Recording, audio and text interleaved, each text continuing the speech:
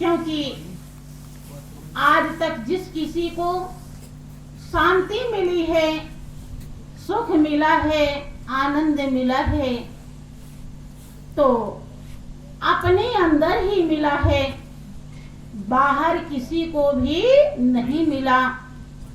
क्योंकि अंदर में,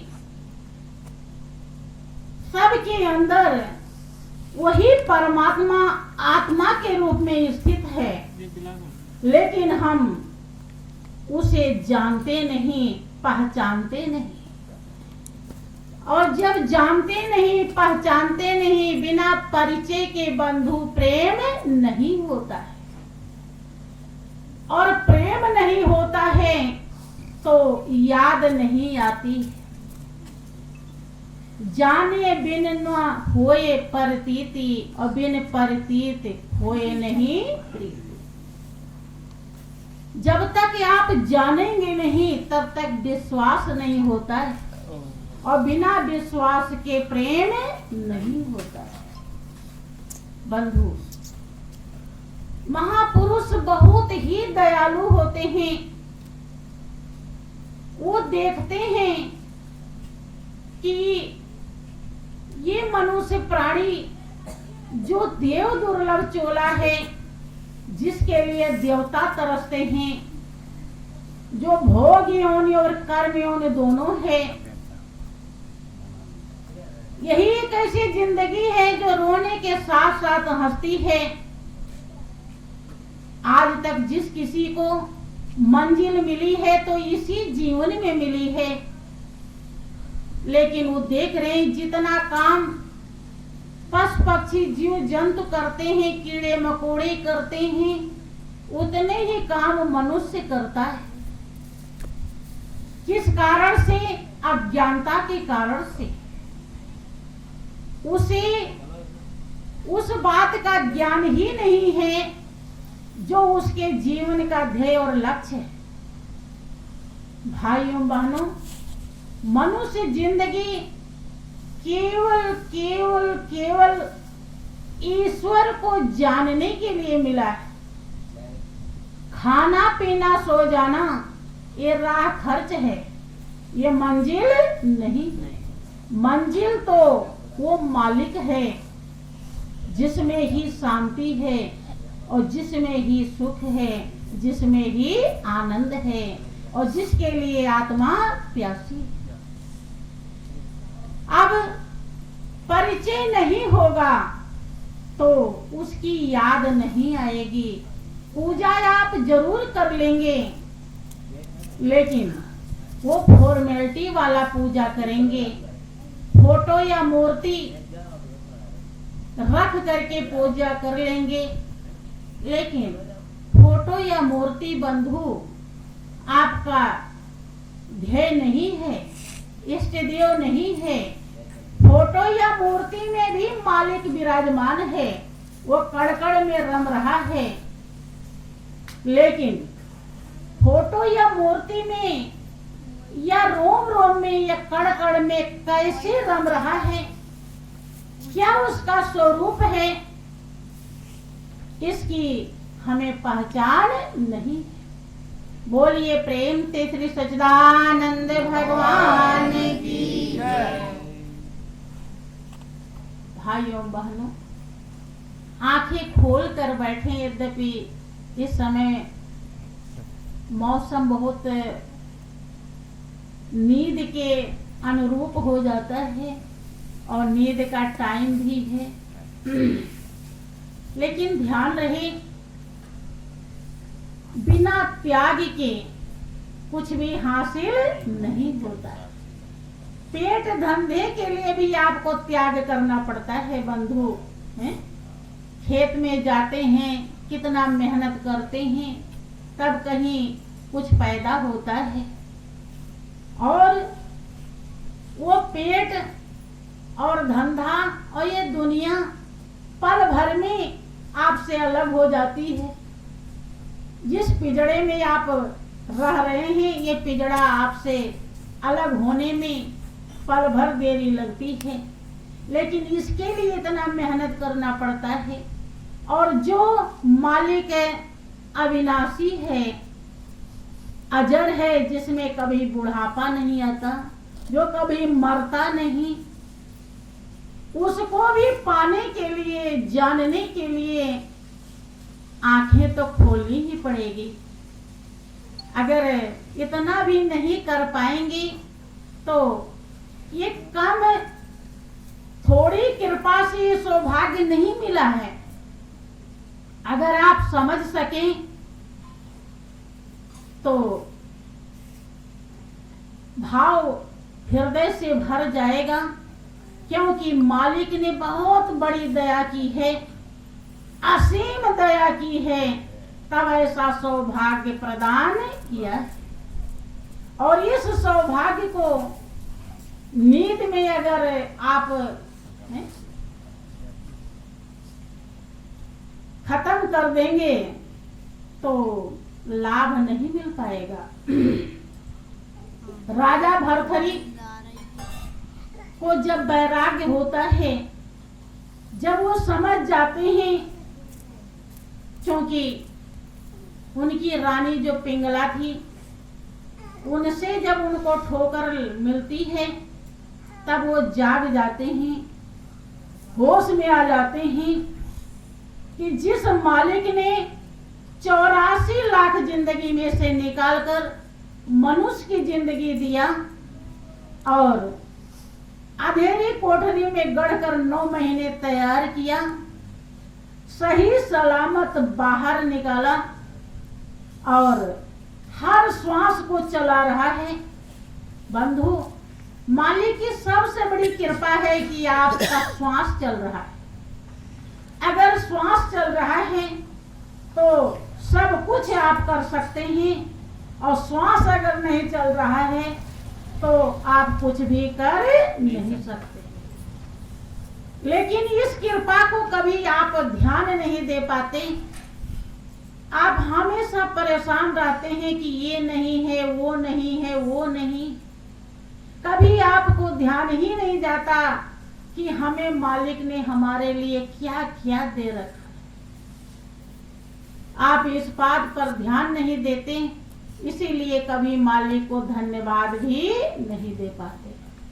और मालिक को धन्यवाद अगर नहीं दिए तो बंधु, जिसके लिए रात दिन पसीना बहा रहे हैं, ये तो बारी फुलवारी मालिक ने सहयोग के लिए दिया है और चंद्र दिनों के लिए दिया है। चाहे वो पत्नी हो, चाहे वो बेटा बेटी हो, सब अकेले आए हैं और सब अकेले जाएंगे। सब कर्म लेकर आए हैं और कर्म लेकर जाएंगे। पति के सर में अगर दर्द होता है तो पत्नी के नहीं होता है। भले ही दोनों रिश्ते बड़े घनिष्ठ बताए जाते हैं, दोनों के कर्म अलग अलग है। पति का समय आ जाता है, वो चलकर यहाँ से उठकर चला जाता है। पत्नी का समय नहीं आता तो यहीं रह जाती है। बंधु, कोई किसी के साथ न आया है न जाएगा। केवल 2 दिन का मेला है कि 2 दिन का जग में मेला और सब चला चलेगा। एक दिन आए हैं और एक दिन जाएंगे। यही दोनों के बीच में ये मेला लगा हुआ है। और मेला में कैसे क्या सौदा किया जाता है, इसी का आपको अनुभव नहीं है, पता नहीं है, जानकारी नहीं है। पता देने के लिए महापुरुष इस धरती पर हमेशा मौजूद रहते हैं। हाँ, पता उसी को दे पाते हैं जो लेने लायक होता है। राजा भरथरी को जब समझ में आ जाता है कि जिसको मैं बहुत ज्यादा प्रेम कर रहा था, वो तो दूसरे से प्रेम करती है। इस दुनिया में कौन है अपना, किसी अपना कहें, चूंकि वो रानी पिंगला को बहुत ज्यादा प्यार करते थे और वो राज दरबार के शरीर से प्रेम करने लगी थी। जब उन्हें पता चला तब ये सब तज कर राज्य समाजा, बन चले भरथरी राजा। फिर वो त्याग देते हैं, छोड़ देते हैं। बंधु, यही अकल देने के लिए महापुरुष आपके लिए भी आते हैं, क्योंकि अगर आप दिल से सच्चाई को समझेंगे नहीं, अवॉइड करते रहेंगे, तो आपकी जिंदगी धोखे में बीत जाएगी। सब धोखा ही धोखा है। श्वास के 2 तारों में भी धोखा है। श्वास अंदर जाता है और बाहर आता है।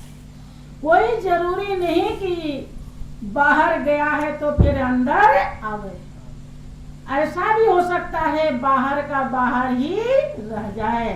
फिर इतनी आलीशान काया जिसमें हम खूब इत्र पुलेल तेल साबुन लगाते हैं, ये किसी काम की नहीं। और कितने भी आप प्रिय क्यों न हो, आपको कोई रखेगा नहीं। तुरंत ही जानते हैं और शमशान घाट ले जाने की तैयारी कर ही दें।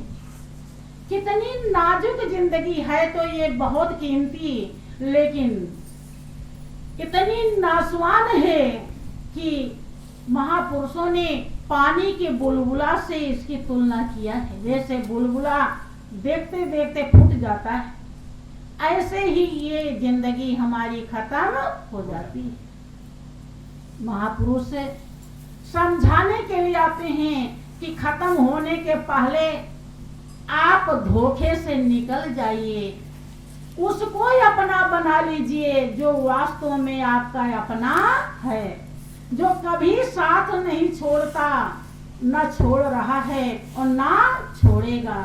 लेकिन उसका लाभ तब आप पाएंगे जब उससे रिश्ता संबंध कायम कर लेंगे। अगर रिश्ता नहीं बना पाए तो बंधु किस प्रकार से बेकार हो जाएगा। जैसे यहीं पर अरबों की संपत्ति गड़ी हो, लेकिन आपके हाथ ना आवे, आपको ना मिले और आपकी जिंदगी गुजर जाए, तो उस दौलत से, उस रुपये से आपको कोई लाभ नहीं मिल पाए। ऐसे वो मालिक शांति का स्रोत, आनंद का भंडार, सुखों का खजाना है, और आपके अंदर इतना नजदीक है जितना नजदीक है आंख का काजल भी नहीं होता। आंख का काजल या आंख का सुरमा आप ही के आंख में लगा है। उसे देखने के लिए हमको 3 चीज चाहिए। एक तो उजाला चाहिए, और दूसरा दर्पण चाहिए, और तीसरा आंख की रोशनी चाहिए। आंख में अगर मोतियाबिंद हुआ है, कुछ भी दिखाई नहीं पड़ता, तो दर्पण रहेगा और उजाला भी रहेगा तो भी काजल दिखाई नहीं पड़ेगा। ऐसे ही वो मालिक इससे काजल से भी ज्यादा नजदीक है आपके रोम रोम में, लेकिन उसे भी देखने के लिए हृदय में प्रबल जिज्ञासा होनी चाहिए, भाव बुलंद होना चाहिए। और जिस टेक्निक से, जिस फार्मूले से, जिस तरीके से, जिस रास्ते से वो नजर आता है, वो टेक्निक, रास्ता, फार्मूला चाहिए, और उस फार्मूले को, रास्ते को दर्शाने वाला होना चाहिए। ये तीनों में अगर एक भी कमी रहेगी तो इतना नजदीक होते हुए भी वो नजर नहीं आएगा, और नजर नहीं आएगा तो उसका लाभ आप नहीं उठा पाएंगे। उसका लाभ इतना महत्वपूर्ण है कि पल भर अगर उसका दीदार हो जाए तो जीव 84 लाख योनि से छुटकारा पा जाता है। ब्रह्मानंद एक संत हुए हैं, उन्होंने अपने अनुभव को व्यक्त किया कि ब्रह्मानंद संत जन पल में सब भव बंधन टारे। भव माने दुख, दुख का बंधन सबसे ज्यादा 84 लाख योनियां हैं, और वो पल भर में संत टाल देते हैं। कैसे? जैसे तार में बिजली आ रही है, आप टेस्टर लगाइए, टेस्टर लगाते ही पता चल जाएगा बिजली आ रही या नहीं। पल भर देरी नहीं लगेगा, छुआते ही पता चल जाएगा बिजली है कि नहीं। ऐसे आपके शरीर की जो शक्ति है, जो बिजली है, जो मालिक है,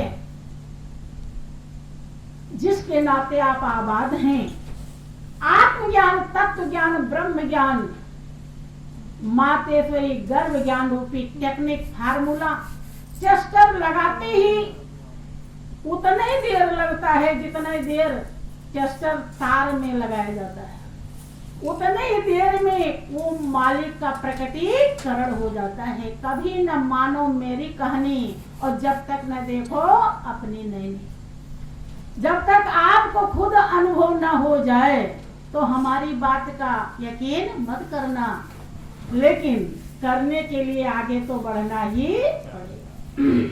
बंधु, इतने ही देर में उस प्रभु का दीदार हो जाता है, और दर्शन होते ही 84 से जीव छुटकारा पा जाता है। तो राजा भर्तृहरि अपना राजपाट छोड़ करके मालिक के लिए चल पड़ते हैं। उनको बंधु, ये दुनिया कितनी फीकी है, कितनी स्वीट पॉइजन है, कितनी बड़ी धोखा है, उन्हें समझ में आ गया। और समझ में आते ही वो उस परम हितैषी मालिक के लिए चल पड़ते हैं।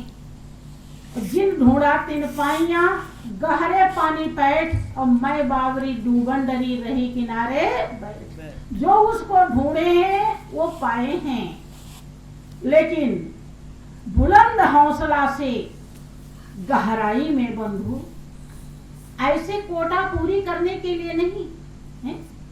महान पुरुषों के पास भी लोग मालिक के लिए नहीं आते, दुनियादारी के लिए आते हैं। कबीर ने लिखा कि ऐसी दीवानी दुनिया भक्ति भाव न बूझे जी, और कोई आवे बेटा मांगे भेंट रुपया लीजे जी, और कोई आवे दौलत मांगे यही गोसाई दीजे जी, और कोई करावे ब्याह सगाई संत गोसाई दीजे जी, और कोई आवे दुख का मारा हम पे कृपा कीजिए जी। सच्चे का कोई ग्राहक नहीं, और झूठे जगतपति दे जी। और कहत कबीर सुनो वे साधो, इन अंधों को क्या दीजिए जी। ये तो लेने ही लायक नहीं हैं, अंधे हैं, इन्हें सच्चाई दिखाई ही नहीं पड़ रही है। आपकी सच्चाई की आंखें, विवेक की आंखें खोलने के लिए महापुरुष इस धरती पर हमेशा मौजूद रहते हैं। तो राजा भर्तृहरि बंधु जब मालिक के लिए चल पड़ते हैं तो उनको मालिक का ज्ञान जब हो जाता है, तो पहले संत महान पुरुष छोटी छोटी कुटियां बना के रखते थे, अब कुछ तो कुटिया भी नहीं बनाते थे। ज्ञान दे करके ज्ञान को सिद्ध करने के लिए, ध्यान करने के लिए कहते थे, क्योंकि किसी चीज की जब सिद्धि होती है तभी वो काम करती है। आप कोई मंत्र जब तक सिद्ध नहीं कर लेंगे बंधु, तब तक वो काम नहीं करता है। तो सिद्ध करने के लिए उन्हें ध्यान का आदेश देते थे। अब ध्यान वो कहाँ करें? आपने देखा होगा कि कुछ लोग पीपल के वृक्ष के नीचे बैठ करके ओ पीपल के वृक्ष की पूजा करते हैं, कुछ बरगद की पूजा कर लेते हैं, बरगद के भी वृक्ष की कर लेते हैं। काहे करते हैं, क्या आपको इसका ज्ञान है? देखा देखी लोग, कुछ लोग देवी देवता को भी उनके स्थान पे रख देते हैं, इसलिए आप ले जाते हैं, वहीं पर जल चढ़ा देते हैं। इसका एक ही कारण है, जब महापुरुष ज्ञान दे देते थे और ध्यान करने के लिए भेजते थे, तो आप जिस घर में रहते हैं उसमें जब बैठकर ध्यान करते हैं, जितना लाभ मिलता है ध्यान का, उससे 10 गुना ज्यादा लाभ मिलेगा। आपका जो खेत है मैदान में, वहां बैठकर इतने टाइम अगर आप ध्यान करें, उससे 10 गुना ज्यादा लाभ मिलेगा बंधु, क्योंकि यहाँ से वहां का वातावरण शुद्ध है। यहाँ नाना प्रकार के संस्कार वाले परिवार रहते हैं, कोई इंसान का प्रकृति लाया है, कोई हैवान का लाया है और कोई शैतान का लाया है। तमाम प्रकार के लोग घर में रहते हैं और उनके संस्कार हर जगह फैले रहते हैं। इसी कारण से उतना लाभ नहीं मिल पाता है, और इससे 100 गुना लाभ ज्यादा मिलता है जब आप पीपल के वृक्ष के नीचे बैठकर ध्यान करते। पीपल का जो वृक्ष होता है वो 24 घंटे ऑक्सीजन निकालता है। वहां जब हम बैठते हैं तो वातावरण शुद्ध होने के नाते हमारा ध्यान अच्छा लगता है, हमारे अंदर की बुराइयां छटती हैं, मन जो बेचैन है वो स्थिर होता है। इसलिए ऋषियों मुनियों ने पीपल के वृक्ष को पाला कि ध्यान कहाँ सिद्ध करेंगे, तो अब कोई जगह तो है नहीं, इसलिए पीपल के वृक्ष में पानी डाला ताकि वो बड़ा हो जाए, मोटा हो जाए, छाया हो जाए और उसके नीचे बैठकर हम ध्यान करें। तो लोगों ने सोचा कि बस पीपल के वृक्ष में जल डाल देना भक्ति नहीं। राज क्या है, रहस्य क्या है, ये बिना संत का संग किए कोई जान नहीं सकता। ऋषियों मुनियों ने ही बरगद के वृक्ष को भी पाला, क्योंकि नदी का किनारा हो और बट वृक्ष हो, वहां बैठकर जब हम ध्यान करते हैं तो बहुत ही अच्छा 1000 गुना ज्यादा लाभ मिलता है, क्योंकि वहां पर और शुद्धिकरण होता है। और जब संत सदगुरु के पास हम बैठकर ध्यान करते हैं तो अनंत गुना लाभ होता है। तो बंधु, राजा भर्तृहरि ध्यान करने के लिए चल पड़े हैं। अब जब वो एक पेड़ के डाल पर बैठकर ध्यान करने लगे तो उन्हें नींद आ जाती थी, और जब नींद आवे तो वो पानी में गिर जाए, और पानी बहुत ठंडा, क्योंकि ठंड का मौसम है, तो जो पानी में गिर जाते थे तो नींद तुरंत भाग जाती। देखा कि नींद हमारा पीछा नहीं छोड़ रही है, पूरा रत्न सिंहासन छोड़ दिया, सेना फौज छोड़ दिया, रानी का भी सब कुछ छोड़ दिया, कोई चीज नहीं बचा जो नहीं छोड़ा, और लेकिन अब नींद ध्यान नहीं करने दे रही। सोचने लगे क्या करें। दिखाई पड़ा कि ये डाल तालाब के ऊपर फैली हुई है जब इस पर बैठे देखें नींद आती है कि नहीं, और नींद तो आ ही रही। जब उस पर ध्यान बैठते तो जैसे नींद आई तुरंत गिर जाते थे, और जब गिर जाते थे तो इतना ठंड भर जाता था कि फिर नींद भाग जाती थी। और नींद क्यों भगाने के लिए उनका एक पद्य आता है। बोलिए प्रेम से श्री सद्गुरुदेव महाराज की। निदिया वा घर जाइयो री, जा घर राम नाम नहीं भावे। निदिया वा घर जाइयो री, जा घर राम नाम नहीं भावे। बैठ सभा में मीठा बोले, निंदा करे पराई। बैठ सभा में बोले, निंदा करे पराई।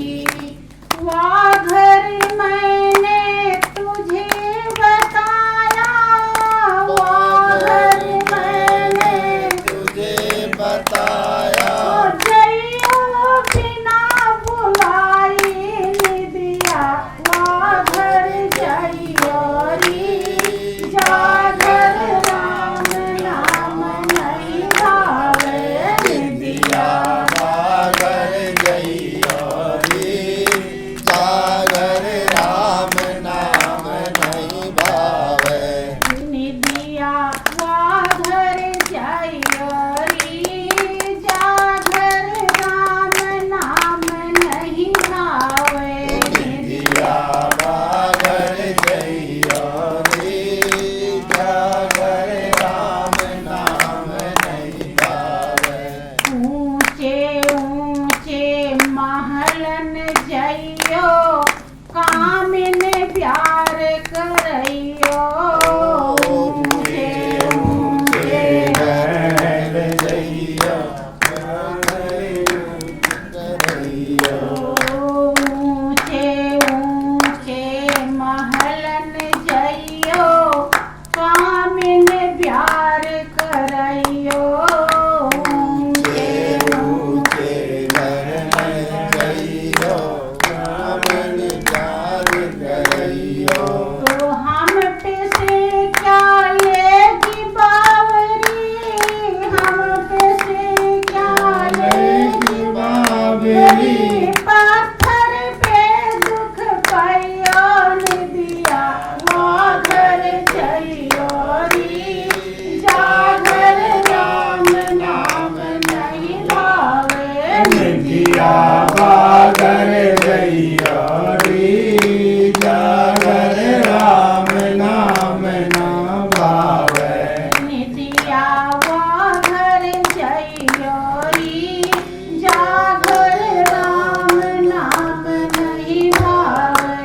निदिया सागर जइयो री, सागर राम नाम ना भावे। निदिया वा घर जइयो री, जा घर राम नाम नहीं भावे। निदिया सागर जइयो री, सागर राम नाम नहीं भावे। कै तू जइयो राम दुआरे, या रस भोगी। कै तू जइयो राम दुआरे, या रस भोगी। हमरा पीछा छोड़ बावरी, हम हैं रमते जोगी। निदिया वो घर जइयो री, जा घर राम नाम नहीं भावे। निदिया वो घर जइयो री, जा घर राम नाम नहीं भावे। बागर जइयो योरी जा घर राम नाम नहीं भावे।